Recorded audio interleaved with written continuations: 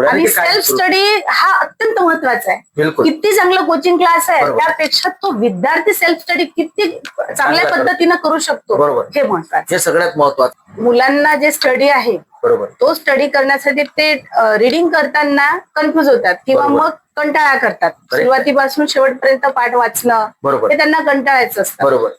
पूर्ण लेसनचं अनालिसिस होईल अशा प्रकारचे क्वेश्चन जिनियस तयार करतात आणि त्या प्रश्नांची उत्तरं शोधता शोधता संपूर्ण A to Z पाठ कधी वाचला हे मुलांना कळतच नाही.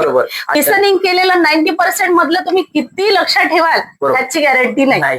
प्रत्यक्ष कृती जेव्हा केली जाते तेव्हा ते मुलांच्या चिरकाळ स्मरणात राहते. आणि डीप स्टडी करणं, अनालिसिस करणं, प्रश्नांची उत्तरं शोधणं, वाचणं ह्या ज्या क्रिया आहेत ह्या होमवर्कमुळे किंवा घरच्या अभ्यासामुळेच होतात आणि ते उत्सुकतेने करतात. या प्रश्नाचं उत्तर काय असेल, त्या प्रश्नाचं उत्तर काय असेल ते शोधताना त्यांचा पूर्ण अभ्यास होऊन जातो.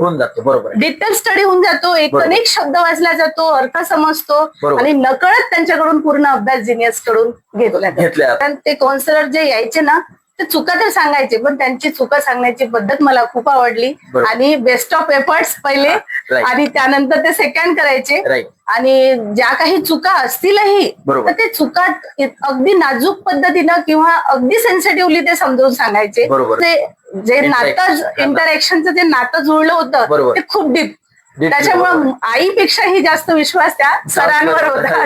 त्याच्यावर पालकांनी जिनियस हा प्रोग्राम आपल्या मुलांकरता घ्यावा का, तुम्ही काय सांगा? घ्यायलाच पाहिजे सर, कारण कोचिंग क्लासेसवर आपण इतका खर्च करतो आणि जिनियस आपल्याला एवढं चांगलं स्टडी मटेरियल प्रोव्हाइड करत आहे आणि नक्कीच आपण जिनियसचा प्रोग्राम घ्यायला पाहिजे असं मला वाटतं.